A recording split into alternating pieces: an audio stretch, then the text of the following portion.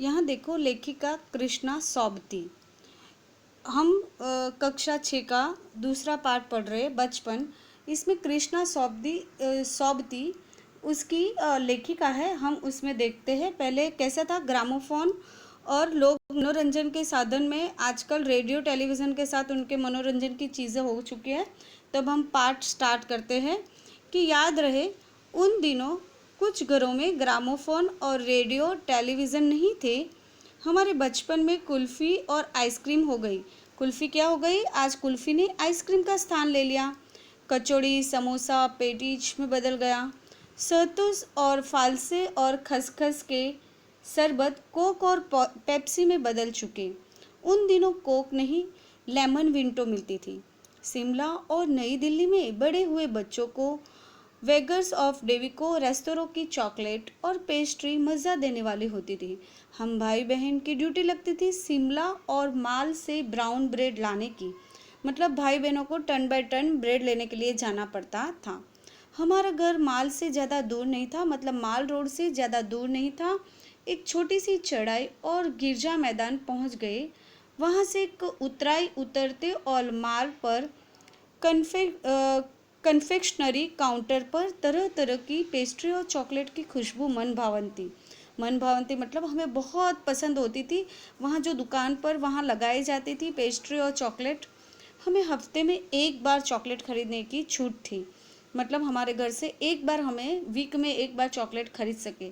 सबसे ज़्यादा मैं चॉकलेट टॉफ़ी का स्टॉक रखती थी क्योंकि लेखिका को बहुत पसंद था।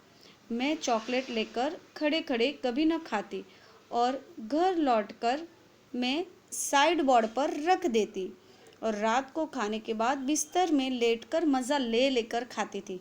लेखिका क्या करती थी? मज़ा ले लेकर खाती थी। रात को सोने से पहले वो खा लेती थी बिस्तर में। शिमला काफ़ल भी बहुत याद आते हैं। शिमला के काफ़ल मतलब एक फ्रूट है, वो बहुत मीठे और खट्टे होते हैं। कुछ एकदम लाल तो कुछ एकदम, हम देख भर आता था। इतने अच्छा फ्रूट था काफल है। और चेस्टनट एक बार गजब की चीज़, आग पर भुने जाते और फिर छिलके उतार कर मुंह में सीधा उतारो तो वो जैसे खाने का मज़ा ही कुछ और आता था। और वो रियल टेस्ट आता था। वो भूनने के कारण, आग पर भूनने के कारण उसको कैसे होता था कि रोस्टेड टेस्ट कुछ अलग ही होता था। चने जोर गरम, अनार के दाने का चूर्ण और चने जोर गरम की पुड़िया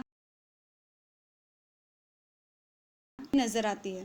पुरानी कागज़ों में बनाई हुई इस पुड़ियाओं में नीरा हाथ का कमाल था। मतलब बिल्कुल हाथ का ही कमाल। नीचे से बिल्कुल तिरछी लपेटी हुई और ऊपर से इतनी चौड़ी कि चने आसानी से हथेली पर पहुंच जाए। और एक वक्त था कि फिल्म का गाना चना जोर गरम बाबू में लाया मज़ेदार। चना जोर गरम उस दिन स्कूल के हर बच्चे को आता था। कुछ बच्चे तो पुड़िया पर तेज मसाला बुरकाते थे। तेज मतलब बहुत सारा मसाला छिड़काव करवाते थे।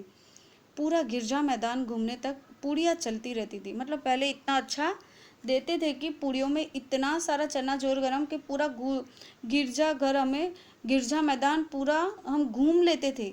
तभी ये पूड़ियों में चना जोर गरम ख़त्म नहीं होता था। चना पापड़ी मुंह में डालने और कदम उठाने में एक खास ही लय और रफ्तार थी। हम अच्छे से धीरे धीरे खाते जाते और गिरजा मैदान में घूमते जाते। वो एक बात ही निराली और थी।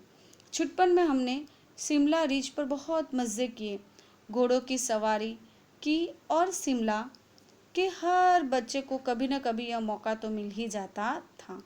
मतलब वहाँ हॉर्स राइडिंग बहुत ही फेमस थी और कहीं ना कहीं ये बच्चे को कुछ न कुछ यहाँ हॉर्स में बैठने का तो मौका मिल ही जाता था। माता पिता हॉर्स राइडिंग करवाते ही थे। तो इस तरह लेखिका ने भी घुड़सवार का लाभ उठाया ही था। तो यहाँ हम इतना देख रहे हैं कि लेखिका की बचपन की बातें हमें याद आ रही है और वो हमें बता रही है।